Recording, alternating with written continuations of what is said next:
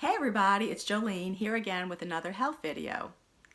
I'd like to thank everyone for watching my first health video. I got a lot of positive feedback on it and I really appreciate your support. Today I'm going to be talking about water. It's such a simple thing but so important for our health and also when you're trying to lose weight.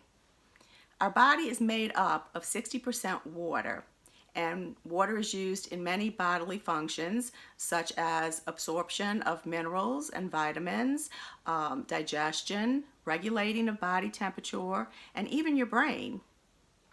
So many people are actually walking around dehydrated and don't even know it.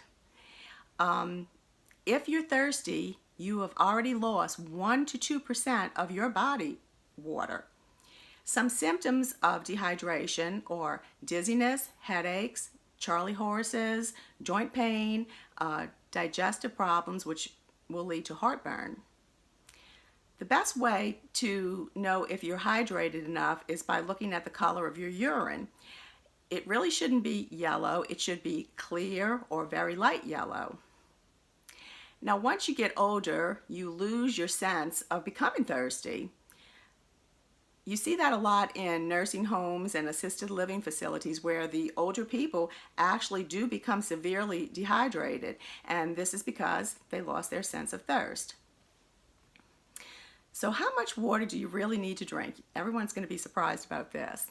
You need to drink, for optimal health, half your body weight in ounces of water per day. Example, if you're 200 pounds, you need to be drinking 100 ounces of water per day. Timing is a little bit important when you're drinking water. You should drink 16 ounces of water as soon as you wake up in the morning. That's going to fire up your metabolism and just get everything moving. If you're trying to lose weight, it's really good to drink 16 ounces of water right before your meal, breakfast, lunch, and dinner. Now, how you manage your water is really up to you. The way I found to do it is my Yeti cup. I know it's 32 ounces, so I have to drink at least 2 of these a day for my body weight. I actually do drink 3 because I'm working out and I feel like I do need the extra water when I become dehydrated. What I usually do is I try to drink one 32-ounce Yeti between when I wake up and noon, and then another from noon to 6 o'clock, and then another from 6 o'clock to when I go to bed. So that's just how I measure mine out. But there are many ways you can do it. There's actually even cups where you can just move the little ring, I think, and it shows how much you drink in a day. There's other benefits of drinking water other than I just said. It is really a detox. You see a lot of detoxing things going around right now, teas and pills and diets and whatever. That's really not affecting the body, or you need to. Basically, those detox teas are kind of like a laxative, and your organs that detox in your body are your liver and your kidneys. So water is going to help flush out or detox toxins from your liver and kidneys. Water is also great for the skin. It's like the fountain of youth, really. I mean, it plumps up your skin, and it's just a good thing if you're trying to look younger. Now, there are different types of water. The best type of water is really not available to most people, and that is what's called living water, which comes up directly from the ground, a gravity spring. Again, that's just not available to most of us. The second best type of water to be drinking is spring water, and that's what I have.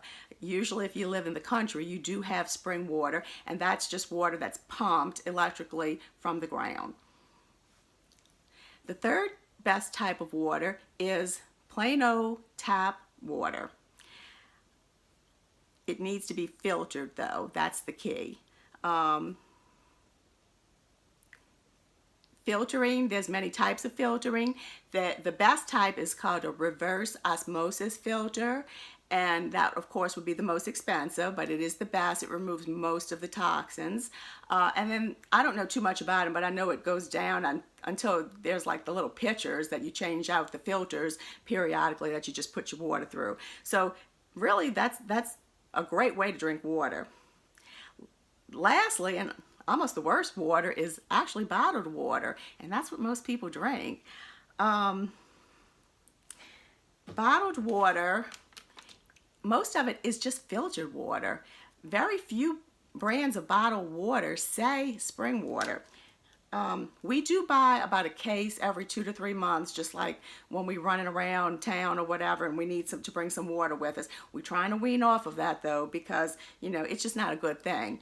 But the one we get is Ozarka, and it does say spring water, but a lot of brands, it's just filtered water, and there's really not a whole lot of regulations on how the water is filtered. So it might not even be that reverse osmosis filter that they're using. They say 40% of the water is just plain old city tap water that they're selling to people.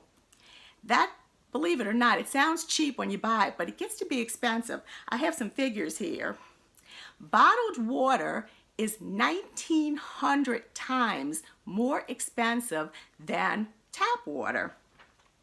That amounts to, if you're drinking 6 to 8 bottles a day, just one person, that amounts to, in a year, $1,800.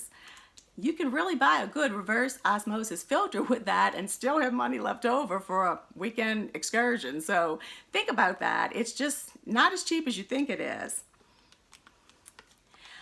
Also, we have a problem with bottled water because I'm sure many of you have heard that if the bottle is heated, like sitting in a hot car in the summer, that the BPA actually leaches out into the water. But think about it. These cases of water are being transported by trucks in July, and that water's sitting in the heat. So, it's happening before you even leave that bottle in your car. So, not really good. Also, it's just really bad for the environment. I have some more figures here. The processing of bottled water releases 2.5 million tons of carbon dioxide into our air annually. And it also takes 17 million barrels of oil to produce a year's supply of bottled water for our country. So that's something to think about too. We want to protect our environment as much as we can.